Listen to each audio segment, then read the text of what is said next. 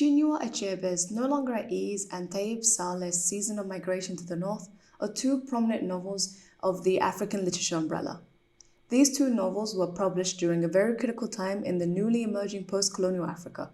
Amidst the independence craze of the late 1950s and 1960s, both Achebe's Nigeria and Salih's Sudan were dealing with a turbulent shift in political and social identity, both trying to establish a stable cultural identity as an independent nation. Due to these factors, both novels share prominent motifs and themes that eloquently explore political and cultural anxiety towards the self, society, and the future. This will be a 3-episode series in which I will explore how both novels introduce and unpack these social anxieties through how their characters are depicted and how the changing world interacts with them.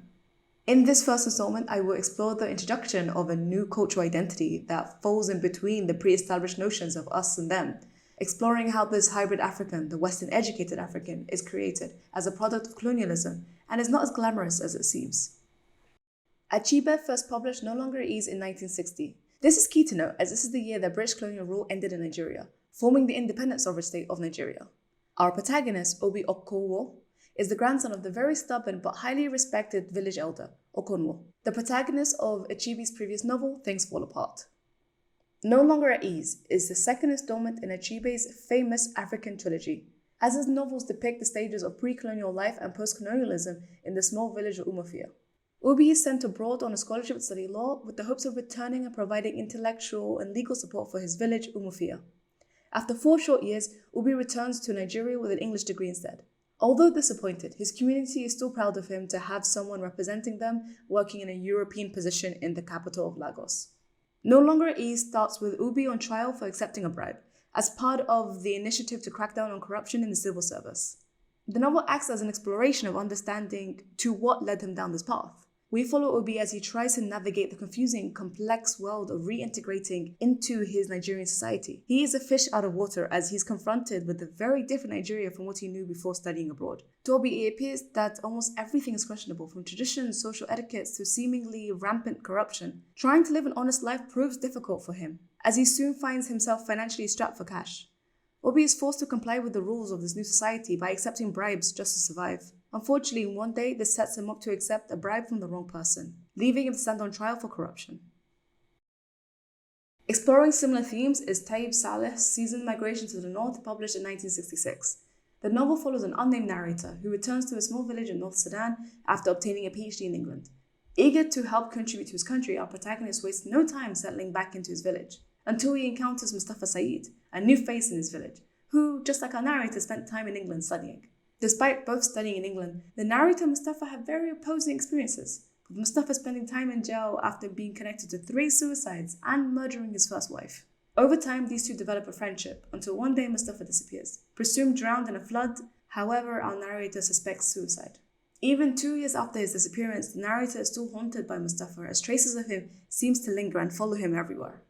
This is even more so since Mustafa had entrusted to our narrator guardianship of his wife, sons, and the key to a room that is vital to understanding Mustafa's true identity. As the novel progresses, our narrator seems to lose confidence in his identity. He becomes paralyzed by fear and uncertainty, unable to make critical decisions whilst becoming ever so resentful of his community. Driven to the edge of sanity, our narrator walks into the Nile with the intention of following in Mustafa's footsteps. After a change of heart, swimming against the strong current of the Nile, our protagonist calls out for help. The theme of the other is fundamental to both novels. However, No Longer at Ease and Season of Migration to the North notably carry this theme beyond the classic dichotomy of East versus West. The core essence of the other ideology comes from when an established communal sense of identity is confronted or opposed by an alternative perspective. Usually, this other ideology doesn't align with the already communally understood narrative, making it foreign, thus creating the other and the attitude of us versus them. This concept of the other is particularly significant to our case studies, as both authors are from countries that had very significant pasts with colonialism.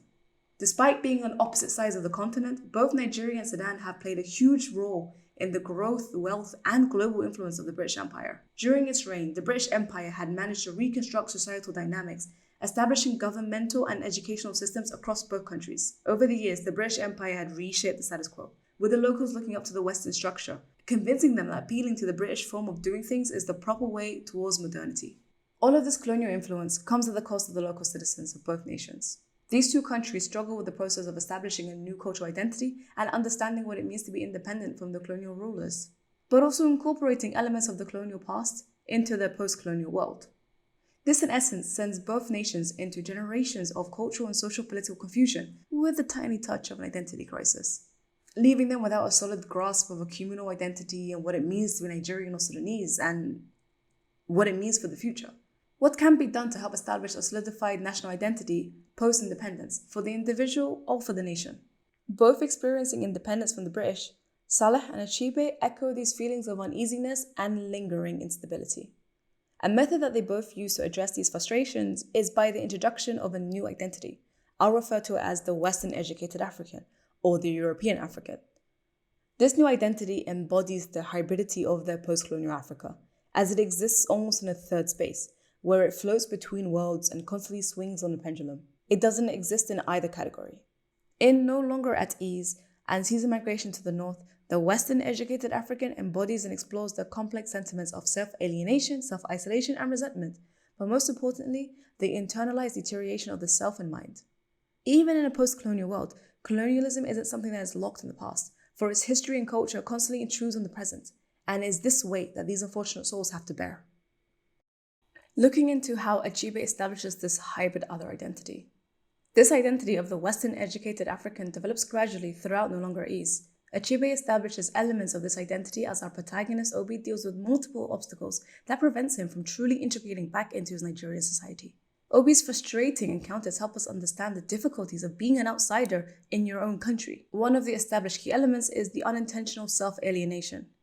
Since living and studying in England has exposed Obi to an alternative way of life, ideology, and etiquettes. Although this does not mean that he necessarily leans towards the British method of life, but he's clearly inspired by them. For instance, his desire to propose to his fiancée Clara with a diamond wedding ring, for it's not part of the Umafia custom, for his ancestors did not marry with rings. Almost as a form of resistance, Obi seems to abandon his society's collective mentality and acts with self-interest first and foremost. This is supported by two instances. Firstly, Obi's love for Clara, a Nigerian nurse who he met on the boat back to Lagos, plays a vital example in establishing this tension throughout the novel. To his fellow villagers, this love is forbidden, as Clara is an Usu, a group of people that are perceived to be inferior. The Usu caste system is an ancient social system that was practiced in modern-day Nigeria. The system discouraged social interactions and marriage between Usus, a group of people who had dedicated themselves to deities, and the freeborn. For his community, the Usu is like a leprosy in the minds of the people, and marrying Clara would mark himself, his family, and future generations as untouchables. So basically, he's setting himself and his future generations up for social exclusion as punishment. Multiple members of his village attempt to dissuade Obi, for example, his Western-educated friend Christopher, who doesn't seem to abide by tradition but is still against this. His father, who interestingly enough was one of the first to convert to Christianity in the village when the European settlers arrived, and his mother, stating to at least wait until she died or else she would kill herself. It's very clear that they take this seriously. Obi doesn't understand the need of this caste system in the modern world and believes it's scandalous that in the middle of the 20th century, a man could be barred from marrying a girl simply because of her great-great-great-great-grandfather had been dedicated to serve a god, thereby setting him apart and turning his descendants into a forbidden caste at the end of time. Quite unbelievable, he says. Obi's determination to marry Clara is interpreted as disobedient and selfish. For Obi, this opposition is a motivator in his decision to marry Clara. His stubbornness in turn isolates him even more. Secondly, although I believe that this is a subtle indicator, at the start of the novel, Obi was sent to study in England on a scholarship by the Umafia Progressive Union, a community of sojourners from the Umafia village who pooled money together to send the brightest of the young men to study in England. Obi was sent to study law so he'd return and assist with all of their land cases against their neighbors. He was the prodigy child, the hopeful representation of the village in Lagos' civil service. Although, Obi returns with a degree in English instead. After returning, many aspects of the Umafia or the evil way of life just seems foreign to him. He doesn't allow himself to blindly conform and accept this is just how things are. After obtaining a prestigious job in the civil service, Obi struggles to keep up with his multitude of monthly payments, such as his car loans and debts to the Umafia Progression Union. His personal life slowly starts to unravel. He loses his mother, his friendships, and Clara. Despite being a man of good faith and conscience, where he even refuses to sleep with a young woman as a form of bribery so he can recommend her application to the university committee, he feels trapped. Feeling the ever-growing pressure of life, Obi is forced to conform to the society he criticized so harshly, making him now part of the problem. He starts to accept bribes and bribe others just to keep afloat, until one day he accepts a bribe from the wrong person, who turns out to be an undercover police officer. Perhaps Achebe's message is to suggest that Obi's stubbornness and reluctance to conform not only causes his isolation, but also his eventual downfall. This hybridity doesn't seem to work in Achebe's Nigeria. Looking into a seasonal migration to the north, Salih softly introduces the hybrid identity through the character of the narrator. Initially, this character has a strong sense of what identity is, of what it means to have a home, stability, and an established sense of familiarity. This is especially evident in the first chapter of the book, where Salih uses tons of imagery to express the comfort of coming home, especially after studying so many years abroad. With quotes like, "It was not long before I felt though a piece of ice were melting inside of me, as though I was some frozen substance on which the sun had shone." This experience of comfort isn't limited to just the people, but also to his surrounding sights, from his childhood bedroom to the sounds of the passing wind through the palm trees and the cooing of the turtle doves. Experiencing a sensation of reassurance, the narrator says, "I felt not like a storm-swept feather, but like that palm tree, a being with a background, with roots and with purpose." Concluding with, "I feel a sense of stability. I feel that I am important, that I am continuous and integral." It is through our narrator's introduction to our secondary character, Mustafa Saeed, that not only uproots everything, but also escalates the formation of our new identity. Our protagonist becomes infatuated with Mustafa as an individual. However, he is haunted by the lingering reminders of him, even years after his death. They share many things in common. For instance, they both studied abroad in England, they both shared the secret language, English, and they can understand each other on a deeper level. This established level of trust is evidently demonstrated by the fact that Mustafa has the ability to confide in the narrator about his past, present, and future. This is also supported by Mustafa handing over guardianship of his widow, his 2 sons, and entrusting the keys to his private den to our narrator. Believing that the narrator is the right person to entrust his identity to, but also someone to judge the proper time to show his sons the truth about their father. For Mustafa, the narrator was someone trusted enough not only to understand who he was, but also someone who can handle the raw Mustafa, a side that he was ashamed of. After his encounter with Mustafa, the narrator slowly starts to unravel, with cracks in his stable sense of identity showing. The divide between ideology between him and his fellow countrymen seems to constantly grow, even more so as he moves to Khartoum, giving him less influence on the village. The narrator becomes more critical and expresses disdain towards the other members of the village, criticizing their attitudes and practices and their rigid way of life. Especially when Mustafa's widow, Husna, is married against her will to a village elder. This marriage is short-lived, resulting in a murder-suicide, with Husna killing her new husband and herself.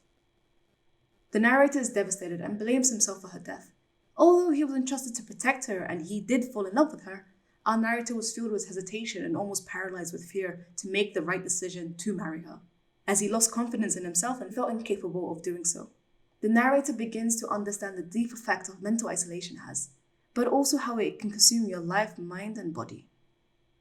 Almost driven to the point of insanity, the narrator attempts to commit suicide by drowning. And for this, I'd like to refer to the final chapter, because I find it very interesting how the narrator enters the water with a purpose, to reach the north side of the bank, for the feeling that the goal was in front of me, not below me, and that I must move forward and not backwards. This mimics the early established sense of identity and self that the narrator embodied, with this confidence allowing him to swim in a restful harmony with the forces of the river. After reaching the halfway point between north and south, the narrator decides to stop swimming and turns over on his back, staying there motionless. Realizing that he's unable to return and tired of swimming forward, he stalls in between. This is very similar to his previous sensations of anxiety and hesitation, and also his reluctance to take any action, despite being very aware of the river's power that will soon pull him not north or south, but down into the depths. Soon enough, he gets swept away by the river's strong current. The narrator has an epiphany where he realizes that he has agency, especially over his life. He had chosen to confront and live with this identity crisis, unlike Mustafa, who put in so much effort to hide it that it drove him to suicide. For me, Salih establishes the hybridity of this new identity through the character Mustafa Saeed. He is Salih's template for the persona of the Western-educated African. Mustafa has a very different experience from our protagonist. He was raised by a single mother in Sudan's capital, Khartoum, and as a child prodigy, he was given the opportunity to study in Cairo with the host family, the Robinsons. Which is funny because he felt more of a connection to Mrs. Robinson than his own mother. Afterwards, he was sent to England to study and managed to establish himself as an economist and a member of the English Society. Just by observing Mustafa's life, it is clear that he seems to have always been someone who floated between worlds, without much holding him down to a place. Mustafa describes that he used to have a warm feeling of being free, that there was not a human being, by father or mother, to tie me down as a tent peg to a particular spot, a particular domain. Having no true link and an emotionally distant mother, Mustafa was left to loaf around the streets, so he has no established sense of identity, place, or idea of home. The quote, "This Mustafa Saeed does not exist, he is an illusion, a lie," stands up for several reasons. Over the years, the person of Mustafa Saeed seems to have been warped and altered so many times, almost to the point where no one truly knows who the real Mustafa Saeed is. Even after Mustafa reveals everything about his upbringing and past in England, it is not until the narrator himself enters the locked secret room, which Mustafa built as a token of his true identity, that we come to understand who Mustafa Saeed really was. This room is a replica of his London flat, with framed photos, an English fireplace, and a library of books that range from English literature, philosophy, culture, and politics, many of which written by Mustafa himself. The room also has the final letters and photos of his many past lovers, Sheila Greenwood, Anne Hammond, Isabella Seymour, and Jane Morris. It is apparent that Mustafa was ashamed of his duality, for he was able to play multiple identities, from the exotic foreigner that bewitched the women of England, to the villager who had never done anything which could offend and regularly attended Friday prayers. For it is his hybridity which allowed him to adapt and play any roles he wishes. In Britain, Mustafa Saeed embodies the fetishized version of his native Sudanese identity to lure women. Knowing that his exotic nature is what attracts them to him, he plays multiple personas and enhances his foreign nature, manipulating his victims and devastating them, driving them crazy, unable to handle the heartbreak. He chooses a vulnerable woman, often referring to them as prey. After his conquest of these women ends in 3 suicides and a murder, Mustafa is placed on trial and jailed for several years. In his eyes, this exploitation of the English women is justified as a form of revenge for the British colonialism in Sudan. Carrying the weight and the horrors of the past, Mustafa Saeed is the walking self-destructive product of colonialism. On one night in July, Mustafa disappears. The Nile floods, and he is presumed dead by drowning or eaten by the crocodiles infesting the water, despite being an excellent swimmer. The narrator strongly believes that Mustafa committed suicide, especially since he anticipated his disappearance by entrusting everything to the narrator. Perhaps Mustafa was just waiting to find someone to disclose his secrets to without judgment, as a form of confession, as a way to express his anxiety and the wrong that he's done in his life, or even just to get an understanding of what a reassurance of identity looks like. But alas, he allows the disease that plagued his mind to win. Both No Longer at Ease and Season Migration to the North are important novels within the literary sphere. Not just in the isolated context of post-colonialism or regional literature, I believe it's important to understand how these pieces of fiction interact on a global scale by putting them in the world's context. Also linking to how these alternative perspectives bring to light the concerns of moving into a post-colonial future looks like, especially in Nigeria and Sudan. Both of these novels share multiple similarities, where we are introduced to different characters who struggle deeply with their grasp of identity. All 3 of our characters are floating in this limbo third space, in which lingering too long results in their demise. Mustafa Saeed, with his self-destructive tendencies, his suicide, and intentional manipulation of those around him, as well as his disassociation of what the real Mustafa Saeed is. The narrator, who is crippled with anxiety and his inhibition to create any decisions or take any responsibility. Obi, with his stubbornness, criticism, and heightened sense of self-isolation that further alienates him from those around him. These characters are clearly the byproduct of colonialism, unfortunately caught in the middle of this blend of cultures, creating a corrupted sense of self and identity, seeping like a poison on the mind and self. It appears that our hybridity of this new identity, the Western educated African, despite meant to mean a step forward, is what holds them back. Maybe perhaps they're ahead of their time and the world has yet to catch up and adapt towards them. That is it for now. Join us in the next episode where I continue my exploration into the hybridity of identity in No Longer at Ease and Season Migration to the North. I will discuss how society interacts with our new Western educated African and how it contributes to the deterioration of our protagonist's sense of self and identity. Thank you for listening, and I'll see you in the next one.